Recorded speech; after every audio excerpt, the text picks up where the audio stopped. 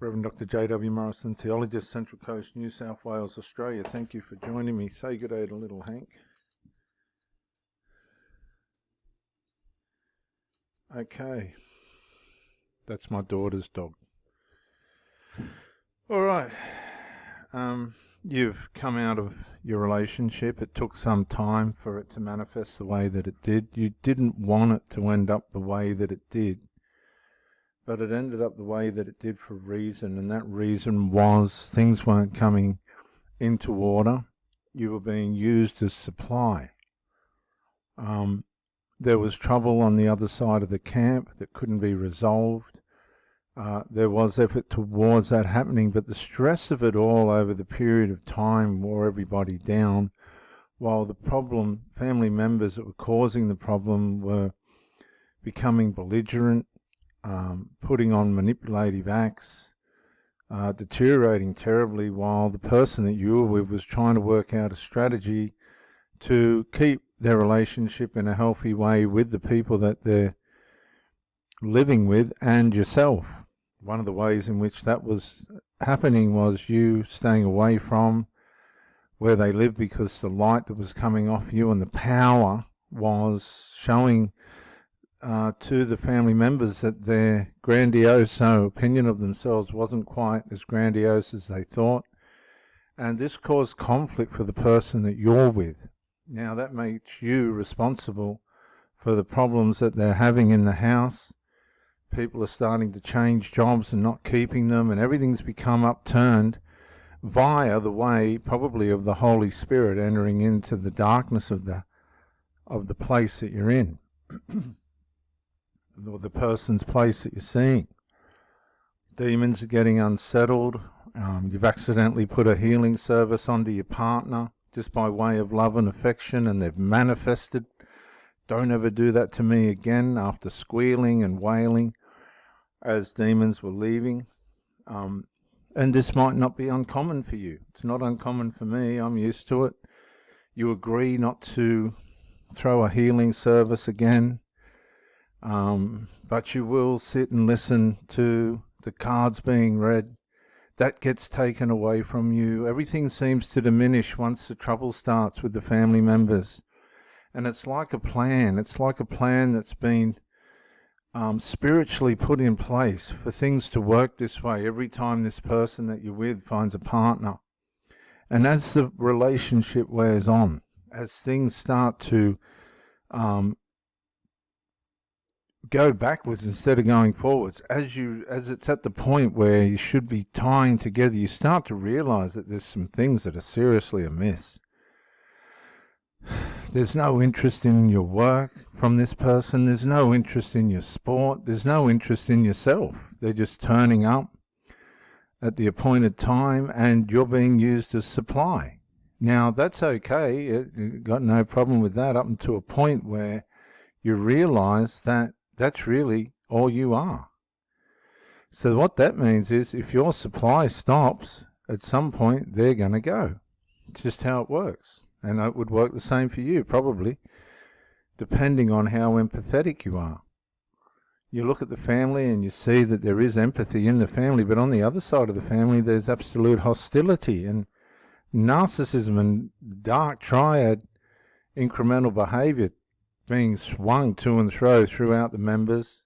You retreat back to your place and your partner comes over and you both find solace and peace, but you know that your partner's got to go back to the darkness after being in the light and expend the power that you've got down at the place of darkness, where these people are taking all your power instead of investing it back into you.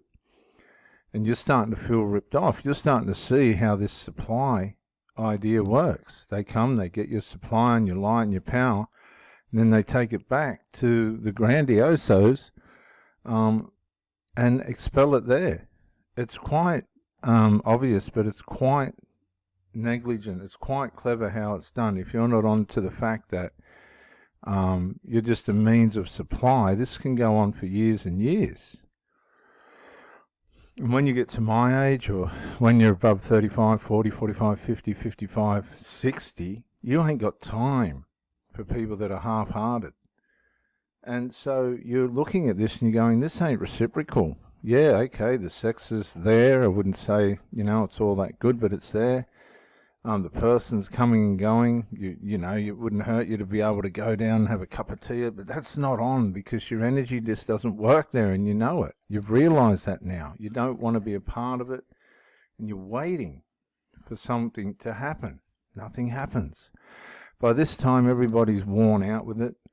They've all had enough of it.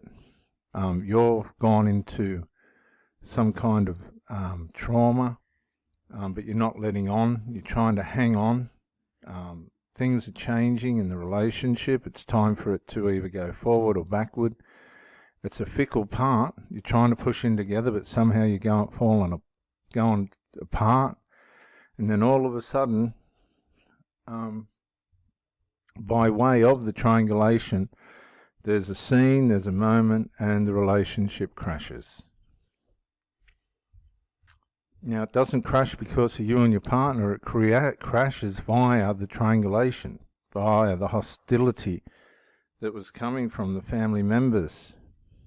And there's really, at this point, the partner sort of suggested that it's your fault. But you made a deliberate effort not to engage the situation so that you're not enabling the person, the family member, to get any deeper into the relationship. It's not your fault at all. It's the hostility and the jealousy and the resentment of the family member now having to share the person that you're with, be it father, mother, daughter, son. There's all variations of this. You go for counselling, you don't hear from this person again because you've told them to fuck off, which isn't a very nice thing to do, but when you're at your end and your eyes are just about rolling in the back of your head with unbelief of the situation that you've found yourself in, and the fact that this person hasn't realised that you've been able to perform right through this ridiculous way in which they were presenting themselves, they've totally missed the person that they've been with. This is how blind these people get when they try to split. Instead of trying to deal with the issue, they become, what's that word?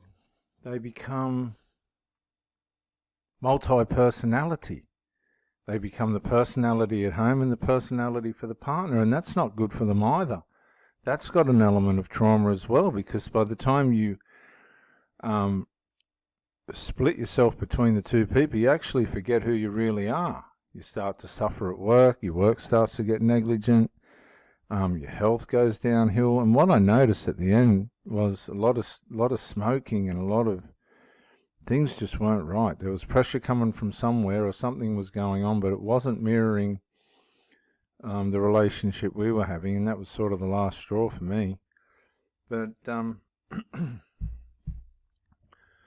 you're in counselling and you're trying to come to terms with how things ended up the way they were and where you could have done better and what's actually going on, and you find out terms like emotional incest and narcissism, and you're sitting there scratching your head and you go, no,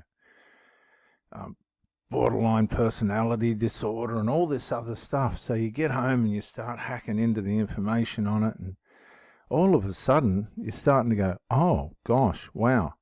And you start to wonder about yourself as well. Am I the narcissist? Am I the borderline? Am I the...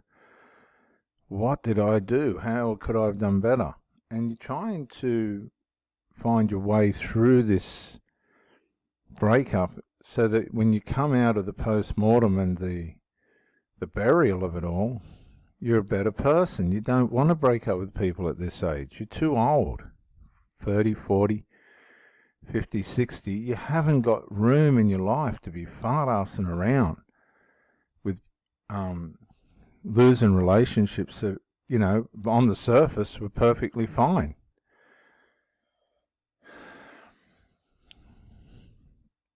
The trauma is causing short-term memory loss. You go to pick up You go to the sink to get a fork and you come back with a cup. You go down the garage to get a screwdriver and you're standing there going, what am I doing here? You go to drive to the shops at Woy Woy or Gosford and you end up at Wyong.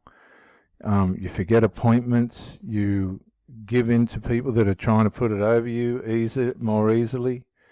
If you're subject to that, you get angry on the other hand and short and snappy. And you really do need to rehabilitate. You didn't realize how hanging on with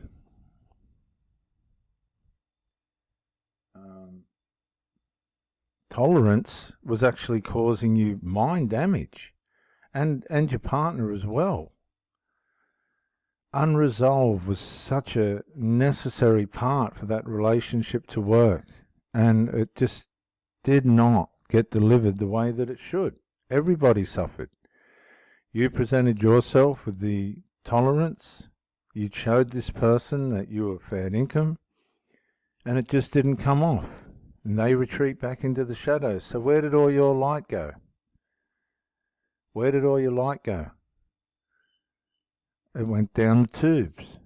I'm sure there's still some light shining in their heart, but that didn't fix anything, did it?